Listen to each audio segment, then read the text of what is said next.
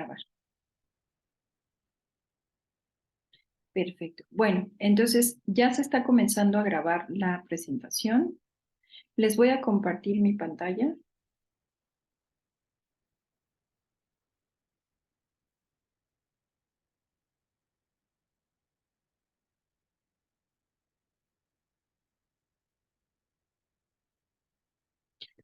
Esta es la segunda parte de las cromosomopatías. Vamos a ver algunos de los ejemplos que podemos tener de estas patologías, en particular las cromosomopatías y todas las alteraciones, tanto estructurales como numéricas, que podemos tener. Una de lesión intersticial, por ejemplo, es este síndrome que se conoce como 22q11. Si podemos ver en este cariotipo el cromosoma 22, me hace falta un pequeño fragmento, pero no es terminal, sino intersticial.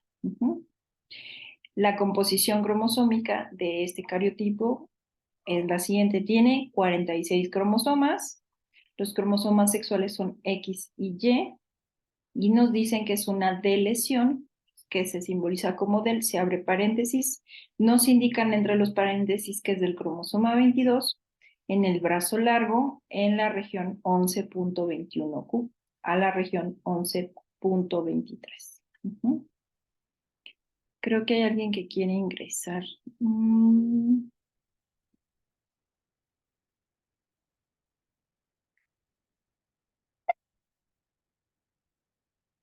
Otro ejemplo que podemos tener, por ejemplo, es este que es el síndrome de Wolff-Parkinson. Síndrome de Wolff, perdón. El síndrome de Wolff es una lesión principalmente terminal, o debe de ser terminal, del cromosoma 4 en particular. En este caso es del cromosoma 4 en su brazo pequeño. En el caso, por ejemplo, de una duplicación, la duplicación va a ser una ganancia de algún segmento cromosómico que va a provocar una trisomía de ese fragmento en particular. Se puede asociar a otras anomalías como los isocromosomas, anillos, derivados o los marcadores que ya habíamos visto. Las duplicaciones pueden ser directas o invertidas. Por ejemplo, esta duplicación es... Ay, perdón, ¿alguien necesita algo? Admitir. Perdón.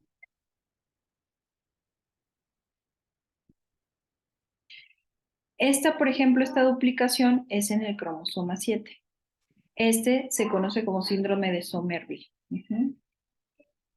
Esa misma región, por ejemplo, tiene su contraparte. Algunos otros, por ejemplo, son las inversiones. Para que una inversión ocurra, necesita haber 2 puntos de ruptura en su cromosoma. Entonces, si tienen 2 puntos de ruptura, existe la posibilidad de que esos se puedan invertir. Las dos que vimos y que vimos una ilustración muy sencilla puede ser la paracéntrica o la pericéntrica. La paracéntrica es sin participación del centrómero y la pericéntrica con participación del centrómero. Las inversiones identificadas en los pacientes se encuentran en algunos progenitores hasta en un 90% de los casos. Esta sería una paracéntrica porque no participa la región centromérica. Y como ven, existen 2 puntos de ruptura. Tienen que existir estos para que pueda realizarse la inversión. Esta es, por ejemplo, paracéntrica, porque si hay una participación del centrómero. Este es un ejemplo de inversión pericéntrica. La inversión, por ejemplo, del cromosoma 9q. Esta inversión en particular se puede asociar con casos de pacientes con infertilidad. Normalmente los pacientes, su fenotipo es normal, es decir, en realidad puede ser un paciente que no tiene ninguna enfermedad por esta inversión. Y esto es porque la región 9q, que es del brazo largo, contiene regiones de heterocromatina constitutiva. La recombinación de cromosomas con inversión pericéntrica en la meiosis, por ejemplo, puede ser porque hay algo que se llama un crossover, una inversión de loop en crossover, y al momento de tratar de separarse es cuando tenemos la recombinación y nos da como resultado una inversión pericéntrica. Aquí, por ejemplo, Si seguimos la línea, aquí es donde va a haber una inversión clásica o crossover que nos va a dar como resultado un dicéntrico y un acéntrico, es decir, un cromosoma con 2 centrómeros y uno sin ningún centrómero. Cuando hay, por ejemplo, voy a admitir otro de sus compañeros. Por ejemplo, también lo que podemos tener cuando hay inversiones paracéntricas, podemos tener un cromosoma duplicado y otro con una deleción, por ejemplo, en este ULUP.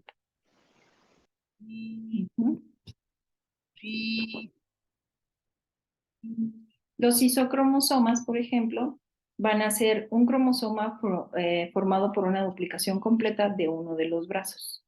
Es decir, en palabras más sencillas, un isocromosoma está formado por por ejemplo, dos brazos largos o dos brazos cortos de ese cromosoma.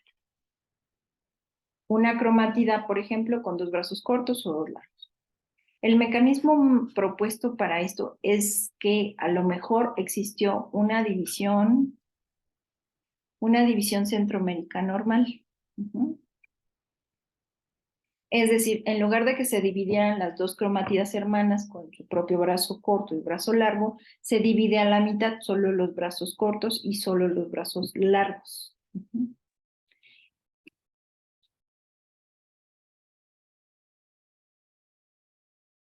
Si el individuo posee 46 cromosomas, será trisómico para el brazo que forma el isocromosoma y monosómico para el faltante.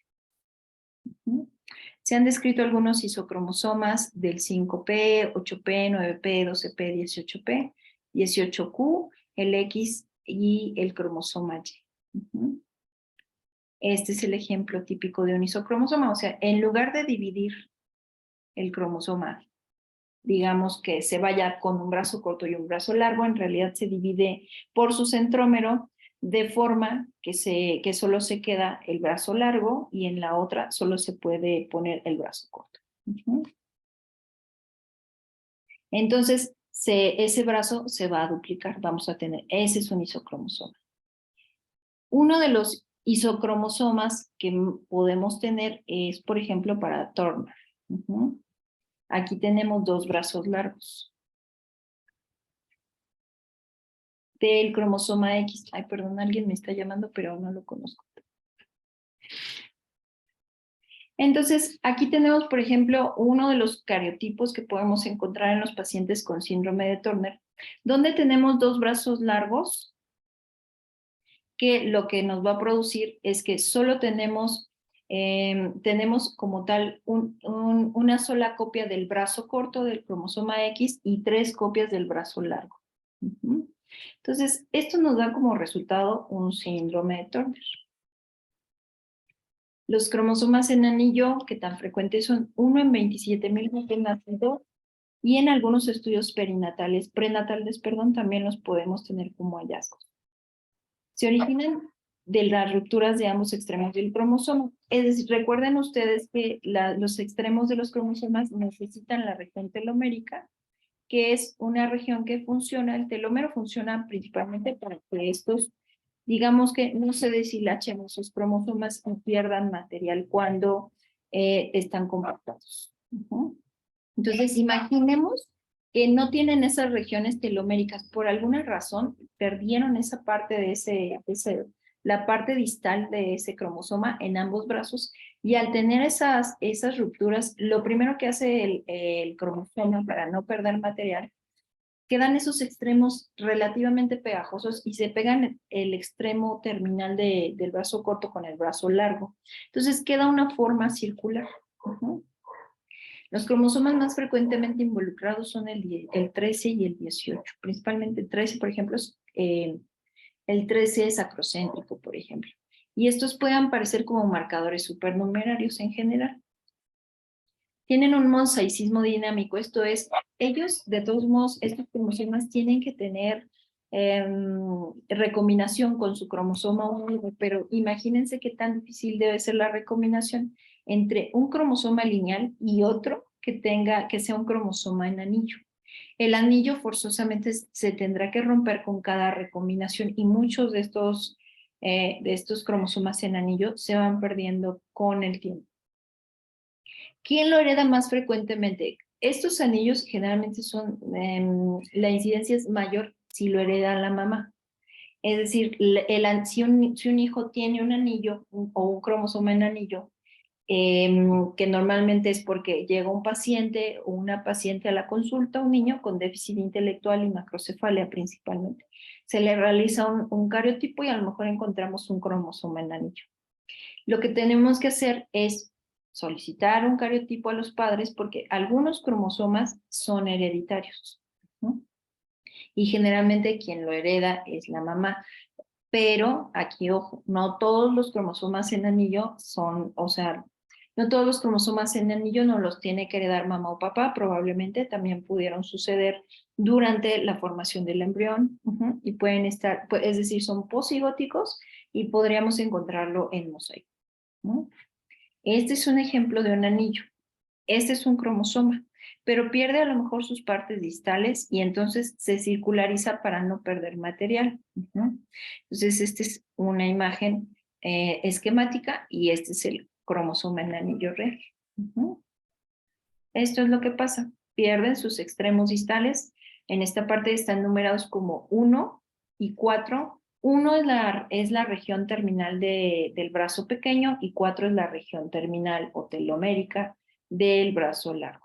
Entonces, esos extremos se pierden y se pegan el extremo, ambos extremos, y se circulariza por esa razón. Y eso es un cromosoma en anillo.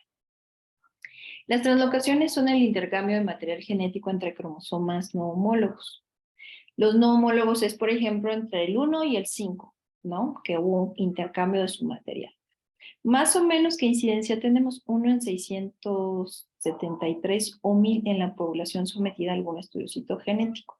Es decir, si le hiciéramos cariotipo a todas las personas, pues más o menos obtendríamos 1 en 1000. O incluso podríamos quedar con una media, dependiendo, siempre depende mucho de la población. Los cromosomas originados por este tipo de arreglos, que son en particular estas translocaciones, se conocen como derivativos. Así los van a encontrar. ¿Pueden ser balanceados o no balanceados? Sí. Esta es una translocación. Imaginemos que este es un 21 y este es un cromosoma 9, por ejemplo. Entonces, estos intercambian su material. Aquí, por ejemplo, este cromosoma tiene letras para ejemplificar que esas son sus partes y el otro tiene números. Entonces, imaginemos que se intercambian y este queda con un número al final y este con una letra al final, es decir, material que no le corresponde. ¿Qué efectos puede tener esto? Bueno, si la translocación es balanceada, es decir, solo fue un intercambio entre un cromosoma y otro, pues podría ser que no tenga alteraciones, a menos que el punto de ruptura pueda afectar una secuencia de algún gen importante, porque se deleta ese gen, entonces ya no tenemos el producto de ese gen y nos puede dar una enfermedad, formación de productos génicos quiméricos. Recuerdo, por ejemplo, de las más, de las que podemos decir, por ejemplo, de las más conocidas es el cromosoma Filadelfia de las leucemias. Esa translocación que se hace entre el 9 y el 22 nos va a formar productos génicos quiméricos que producen este tipo de leucemias. Un efecto de posición, a lo mejor la misma posición nos va a alterar el funcionamiento. Aquí hay una translocación con efecto de posición entre el 8 y el 14, por ejemplo. Que por ejemplo, es en el caso de un cariotipo con cáncer. Digamos que es la cadena pesada de una inmunoglobulina con, por ejemplo, que es MYC. Entonces, lo que va a hacer es una sobreexpresión de alguna proteína en particular. Las translocaciones robertsonianas, las robertsonianas son entre los cromosomas que ustedes vieron que son como muy pequeñitos, es decir, en las regiones satelitales, por ejemplo, de los acrocéntricos, y que tienen una posterior fusión con algún acrocéntrico, con otro acrocéntrico, perdón. La frecuencia es más o menos de 1 en 1000, es decir, son relativamente frecuentes. Estas, por ejemplo, la R simbolizaría sus regiones satelitales. Se pierden esas regiones y entonces se pega con otro cromosoma acrocéntrico. Puede ser con un homólogo o no homólogo. Cuando es un homólogo, pues inmediatamente nos daría una trisomía en cuanto a heredar a ese cromosoma que tiene esa translocación robertsoniana. Y no homólogo, pues puede ser, por ejemplo, 14-21. De las combinaciones más frecuentes entre acrocéntricos, pues puede ser 13-14, o sea, este puede ser 13 y el otro 14, o este 14 y el otro un 21. El 90% de los que se forman entre homólogos se comportan como isocromosomas monocéntricos, en su mayoría. Un ejemplo de estos es la trisomía 21. Aquí, por ejemplo, este sería un cromosoma 14 y aquí hay este fragmento que ven aquí es un cromosoma 21. Y aquí está otro 21, pero este 21 solo se traslocó o se pegó con el cromosoma 14. Esto está balanceado porque solo son dos cromosomas 21, pero uno está pegado. Pero imaginen que ese es el papá de un paciente con síndrome de Down y que en el cariotipo del paciente pues sí vemos que tiene este cromosoma, que es, imagínense que le hereda este 14, le hereda su 21 y la mamá o el papá respectivamente hereda otro 21. Pues ya tendríamos la trisomía para la siguiente generación de ese paciente. Aquí vemos, por ejemplo, imaginemos que este es el cariotipo del hijo.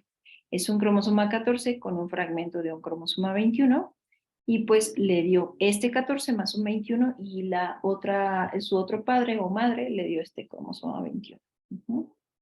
Entonces, normalmente cuando vean que hay una translocación de un 14-21, por ejemplo, y que esa es la causa del síndrome de Down en su paciente, generalmente uno de los padres puede ser portador.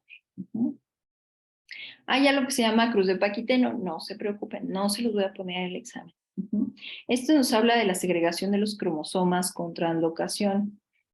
Esto, por ejemplo, es como un cuadrivalente, es decir, ustedes aquí ven, por ejemplo, este cromosoma que tiene brazo largo, brazo corto, brazo largo y brazo corto. Por ejemplo, imaginemos que este es el cromosoma 1 y este es el cromosoma 2. Y estos dos tienen una translocación entre su material del cromosoma 1 combinado. Entonces, pues vamos a tener algo que se llama alterna, adyacente 1, adyacente 2, terciaria e intercambio.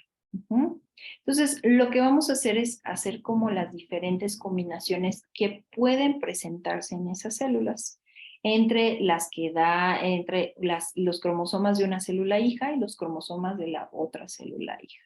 En la alterna, pues vamos a tener un cariotipo normal porque van a tener esa celulita, los dos cromosomas, sin las translocaciones.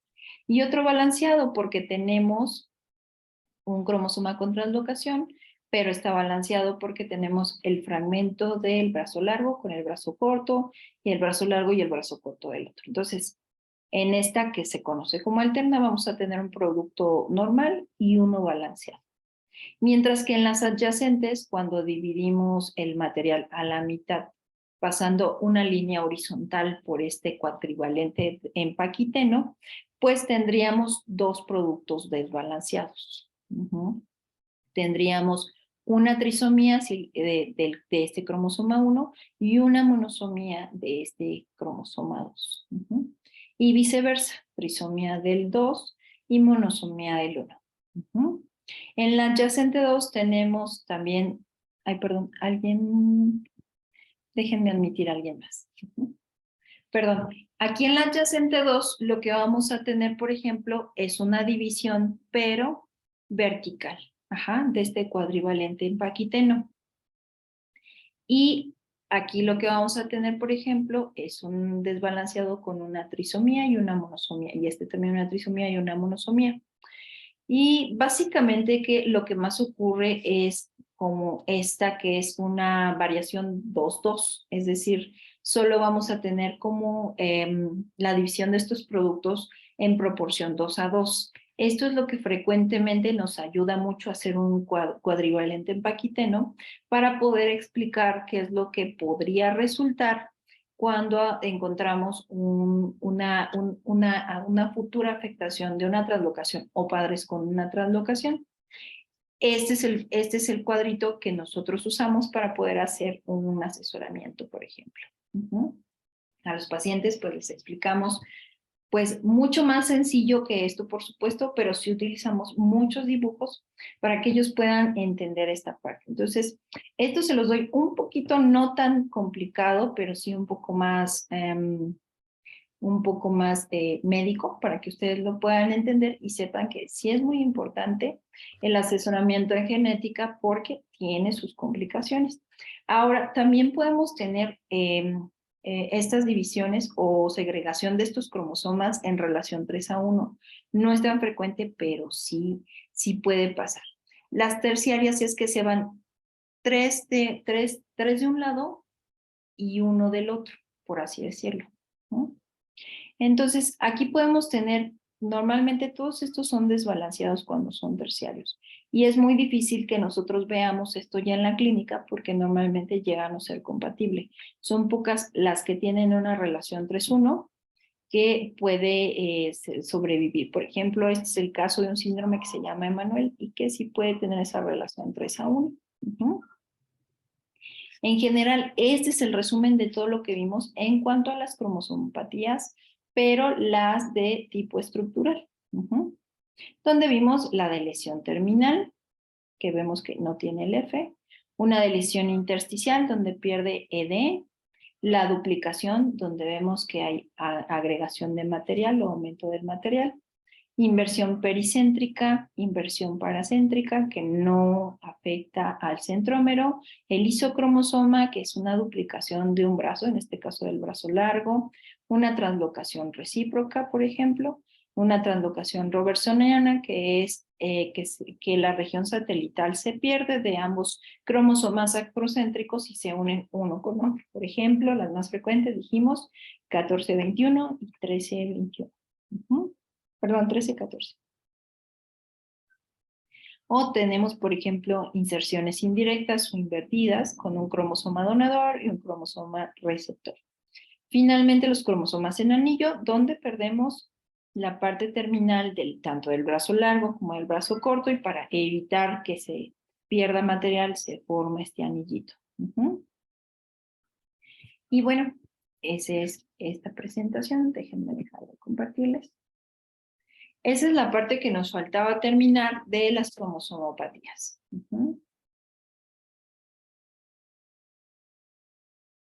Déjenme ver dónde le puedo poner para